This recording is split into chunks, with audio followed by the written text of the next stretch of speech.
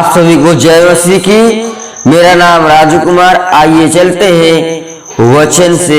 जैसे कि यहाँ पे लिखा है, अवसर को बहुमूल्य समझो क्योंकि दिन बुरे हैं। इस कारण निर्बुद्धि ना हो पर ध्यान से समझो कि प्रभु की इच्छा क्या है। दाखरस से मतवाले न बनो क्योंकि इससे लुचपन होता है, पर आत्मा से परिपूर्ण होते जाओ और आपस में भजन और स्तुति गान और आत्मिक गीत गाया करो और अपने अपने मन में प्रभु के सामने गाते और कीर्तन करते रहो और दशा और सदा सब बातों के लिए हमारे प्रभु यीशु मसीह के नाम से परमेश्वर पिता का धन्यवाद करते रहो। मसीह के भय से एक दूसरे के अधीन रहो। हे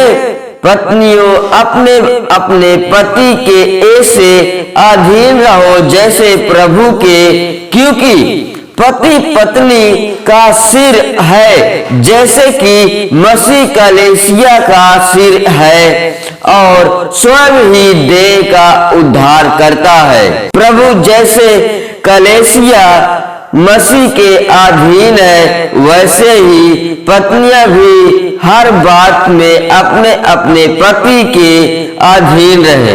हे पतियों, अपनी पत्नी से प्रेम रखो जैसा मसीह ने भी कलीसिया से प्रेम करके अपने आप को उसके लिए दे दिया है कि उसको वचन के द्वारा जल के स्नान से शुद्ध करके पवित्र बनाए और उसे एक ऐसी तेजस्वी कलीसिया बनाकर अपने पास खड़ी करे जिसमें न कलंक, न झुर्री, न कोई और ऐसी वस्तु हो, वरन पवित्र और निर्दोष हो।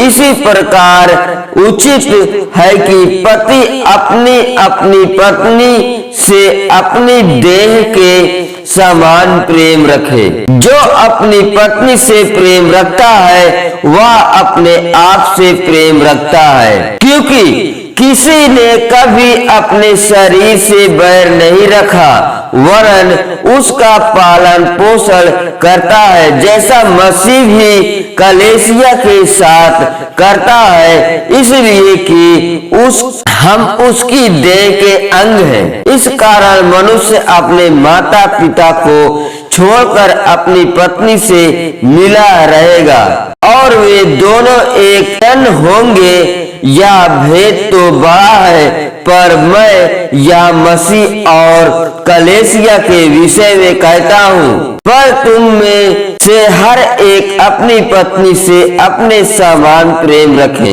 और पत्नी भी अपने पति का भय माने। जैसे कि यहाँ पे लिखा है, हे दासों, जो लोग इस संसार में तुम्हारे स्वामी हैं, अपने मन की सीधाई से डरते और कांपते हुए जैसे मसीह की वैसे ही उनकी भी आज्ञा मानो।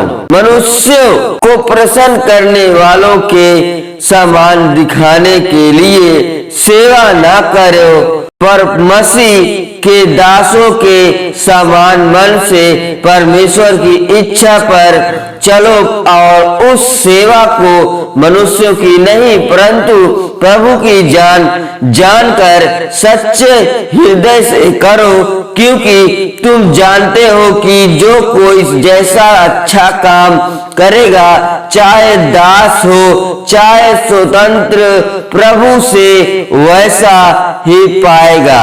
हे स्वामियों, तुम भी धमकियां देना छोड़कर उनके साथ वैसा ही व्यवहार करो, क्योंकि तुम जानते हो कि उनका और तुम्हारा दोनों का स्वामी स्वर्ग में है और वह किसी का पक्ष नहीं करता। जय मसीह की दोस्तों, आप इस वचन को जरूर सुने।